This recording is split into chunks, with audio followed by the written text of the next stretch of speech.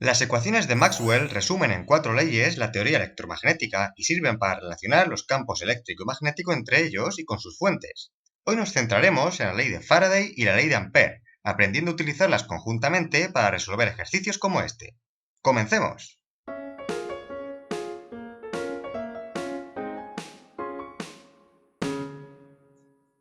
Hola amigos de la ciencia y la tecnología, bienvenidos a Ingeniosos, el canal donde resolvemos problemas básicos de física, mecánica, electricidad o matemáticas de nivel de carrera y bachillerato. Las leyes de Maxwell son 4 ecuaciones que explican la teoría electromagnética, nombradas en su honor ya que fue quien se encargó de resumirlas. La primera ley es el conocido teorema de Gauss de campo eléctrico, del que ya hemos hablado extensamente en anteriores vídeos y que es muy útil para obtener el campo eléctrico generado por cargas eléctricas. La segunda ley no tiene nombre como tal, pero se le conoce como ley de Gauss de campo magnético, dada la semejanza en su expresión con la ley anterior. Esta ley demuestra que no existen los monopolos magnéticos, ya que las líneas de campo magnético siguen trayectorias cerradas. La tercera ley es la ley de Faraday para la inducción electromagnética, y la cuarta es la ley de Ampère generalizada por Maxwell. Estas 2 leyes las vamos a ver más al detalle a continuación, pero antes tenemos que explicar un concepto que es utilizado en las 4 ecuaciones. Se trata del concepto de flujo a través de una superficie, que es la medida del número de líneas de campo, ya sea campo eléctrico o magnético, que atraviesan la superficie. Por ejemplo, el flujo magnético se obtiene como la integral del producto escalar del vector de campo magnético B por el vector diferencial de superficie, que tiene la dirección normal a la superficie estudiada. Como es un producto escalar, el resultado depende del ángulo formado por los vectores de campo y normal a la superficie, no existiendo flujos si las direcciones son perpendiculares, ya que no hay líneas de campo que atraviesen a la superficie. Entendido esto, podemos abordar la ley de Faraday, según la cual un campo magnético variable genera un campo eléctrico a su alrededor, lo que se conoce como inducción electromagnética. La integral del campo eléctrico por el diferencial de longitud también se conoce como fuerza electromotriz inducida, expresada en voltios, y si nos fijamos, la parte derecha de la ecuación corresponde a la derivada cambiada de signo del flujo magnético. Por lo tanto, a partir de la ley de Faraday, conocido el flujo magnético, podemos determinar las fuerzas electromotrices inducidas y, en consecuencia, corrientes en un circuito. Os dejo un enlace a otro vídeo. La cuestión ahora es conocer la expresión del campo magnético, para lo cual utilizaremos el teorema de Ampère-Maxwell. Según el teorema, un campo magnético puede ser producido por una corriente eléctrica o por un campo eléctrico variable, siendo esta la ecuación más general, donde mu0 y ε0 son constantes y j el vector de densidad de corriente. La primera parte de la ecuación es la inicialmente propuesta por Ampère, que no tuvo en cuenta las variaciones de campo eléctrico. Este fenómeno fue posteriormente introducido por Maxwell.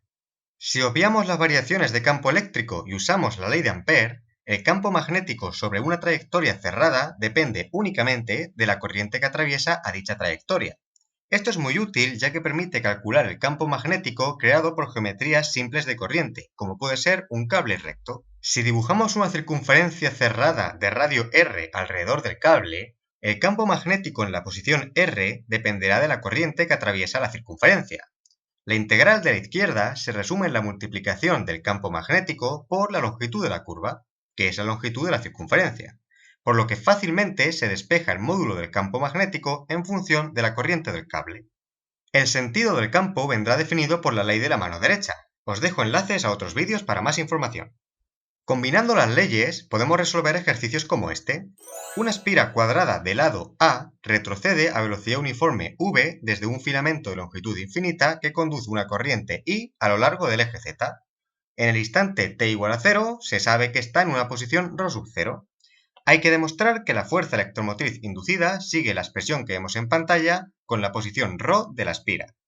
Está claro que para obtener la fuerza electromotriz haremos uso de la ley de Faraday, a partir de la variación del flujo magnético con el tiempo, pero para ello tenemos que conocer el valor del flujo. Como se trata de flujo magnético, necesitamos conocer la expresión del campo magnético en todas las regiones del espacio, utilizando la ley de Ampère. El campo magnético será creado por la corriente rectilínea, la cual ya hemos deducido antes. Si llamamos R a la posición desde el eje Z, el campo magnético sigue esta ecuación. Por lo tanto, se deduce que el campo disminuye según nos alejamos del cable, por lo que decrece desde la parte izquierda a la derecha de la espira. La cuestión ahora es obtener el flujo de campo magnético que atraviesa la espira en una posición cualquiera ρ. El flujo lo obtenemos con la siguiente integral, y como los vectores de campo y normal a la superficie de la espira son paralelos y entrantes a la pantalla, el ángulo que forman es 0 y el coseno es igual a 1. La expresión del campo ya la conocemos en función de la posición r, por lo que hay que expresar el diferencial de superficie en función de r. Vemos que el diferencial de superficie puede escribirse como la longitud a de la altura de la espira por un diferencial de r que habrá que integrar entre las posiciones ρ y ρ más a. Esta integral es de tipo logaritmo neperiano y muy fácil de resolver en función de los límites de integración ρ y ρ más a. Ahora queda relacionar el flujo magnético con la variable tiempo, ya que hay que derivar respecto al tiempo. Según el enunciado, al inicio la espira está en la posición ρ sub 0, por lo que en un tiempo t se habrá desplazado a una posición ρ igual a ρ sub 0 más la velocidad de la espira por ese tiempo t. Sustituyendo entonces la expresión de ρ, tenemos el flujo en función del tiempo. Con la ley de Faraday obtenemos la fuerza electromotriz derivando. Se trata de la derivada de un logaritmo, por lo que le damos la vuelta a la fracción y seguidamente hacemos la derivada del cociente. Esto es la derivada del numerador, que es v por el denominador sin derivar, menos la derivada del denominador, que también es v por el numerador sin derivar, y todo entre el denominador al cuadrado. Seguidamente sacamos la v multiplicando a todo y empezamos a simplificar términos, como el caso del término en verde del numerador, que se va con un cuadrado del denominador, y todos los ρ sub 0 y vt, por lo que únicamente queda menos a en el numerador. De nuevo, deshaciendo el cambio de ρ, en el denominador quedan ρ y ρ más a, llegando por lo tanto a la expresión final de la fuerza electromotriz inducida que nos pedían demostrar. Como veis, es cuestión de seguir el orden lógico de uso de las ecuaciones de Maxwell, obteniendo primero el campo magnético, después el flujo y más tarde la variación con el tiempo, teniendo claro en todo momento respecto de qué variables integramos o derivamos. Para terminar y como siempre, os dejo un ejercicio propuesto con su solución para que podáis practicar. En este caso, debéis visualizar que la superficie para el flujo es la estela que la varilla va dejando al desplazarse hacia arriba con una velocidad v y según la propia longitud de la varilla. Esto ha sido todo por hoy, muchas gracias por elegir el canal para seguir aprendiendo, podéis dejar cualquier pregunta en los comentarios o en la dirección de correo si queréis que resuelva algún otro tipo de ejercicio y estáis invitados a suscribiros. Gracias y recordad, en el saber nunca cabe la saciedad.